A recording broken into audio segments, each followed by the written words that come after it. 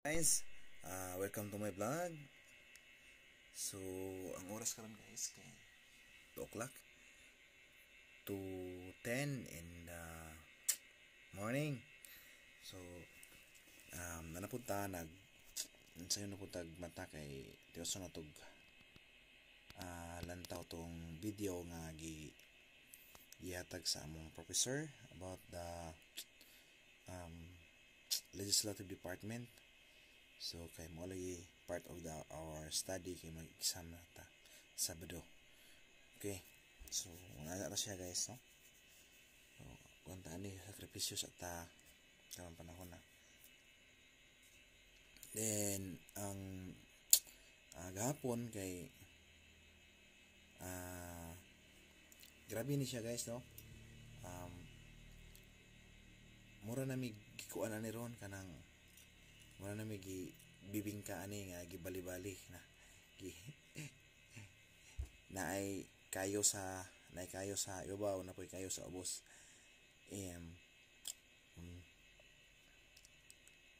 First on Saturday in first subject exam, pre-finals.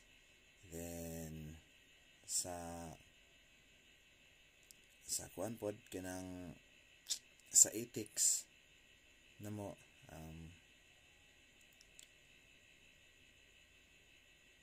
kay isang pod dayon isunod na pod kay pariporton ko no kay as wala mo ka take sa exam before kay katong mamatay panahon nga nagkuan kanang nag-eleksyon ang barangay ug iski election. So wala mo ko dito nagkuan man ta kanang nag-serve man ta, so wala ta ka take og exam. So as a way mag-reporton ko. Okay, so hinoon anad kay tag mga onana, no? Pirmi naman ta na sa eskwelahan. So marag kaya ra nato na siya. Ang problema lang kay ang pag-report walay problema, no? Kanang pag-report ka, mag-present ka ba, walay problema. Ang problema ana nga part kay unsay imong i-report. Duble naman siya kay naay tagaan topic, then imo man na siyang i-digest, no?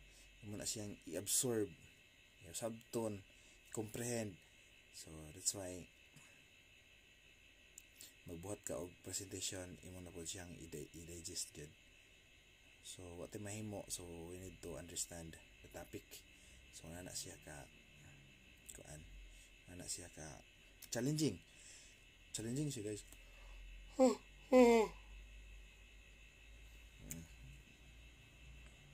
So karon kay still ani nga napata sa section 16 sa legislative article 6. So nindot ang discussion guys, no? Nanay mga makauban na mo nga mga maayo kayo kay mga exceptional students gid sila, no? So kita double kayod ta ani gamito na tanan naay kanang mga kauban na mo nga kuan katong mga nanghatag og notes, no? Nanghatag sila og notes. Then diferensya raman gid ang katong naay discussion, no? Naay discussion. So dito sa na may video ang gihatag si attorney. So atong gilantaw, no? Nindot kayo ang mga discussion nila about sa itong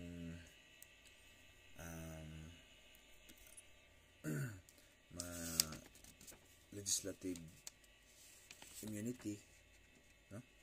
Parliamentary immunity, mga freedom from arrest, privilege speech in debate, katong disqualification sa senator, katong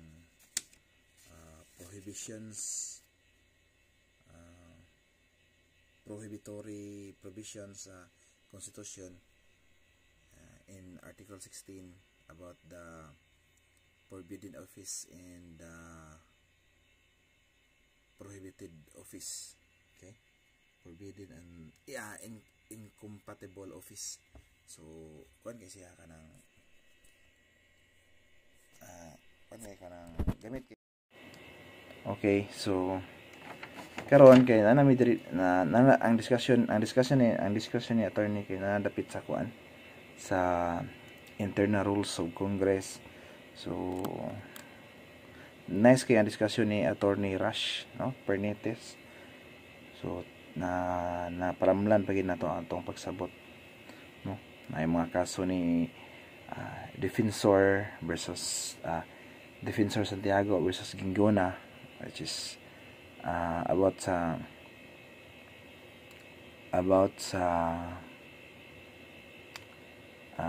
atong case nga si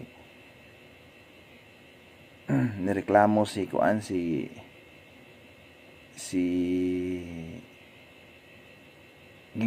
sila si Defensor, no, on how should the minority leadership should be what should be the method of choosing the minority sa Senate. So ang nahitabo kay ang Supreme Court kay wala na hilabot ang Supreme Court sa ilang gikuanan ningon ang Supreme Court nga inyoha man na diha Senate o kamo diha inyoha na dapat, no, inyoha na dapat nga kuan wala may labot ana. So ang nahitabo si Ginggona was duly recognized as the minority leader kay according ang gibasihan nila kay ningon sad ang Supreme Court about sa case nga it's up to the Senate on it's the prerogative of the Senate on what method should be used, no, in choosing a leader, no, minority leader. So nito po ang gibasihan, so based sa Senate rules ang pagbotar sa mga officials sa Senate President, sa President Tempore, so sa pato uban based sa kuan nag-elect sila. So diha siya. So si Ginggona, okay. So Ginggona versus Santiago versus Ginggona, wala siya about the Senate rules. Okay, so let's proceed to sa next, guys.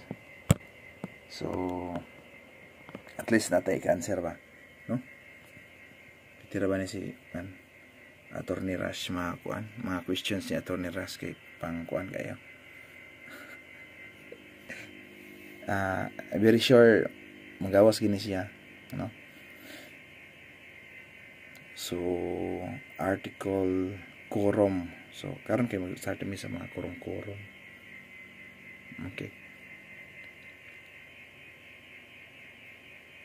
Okay guys, so see you in the moment.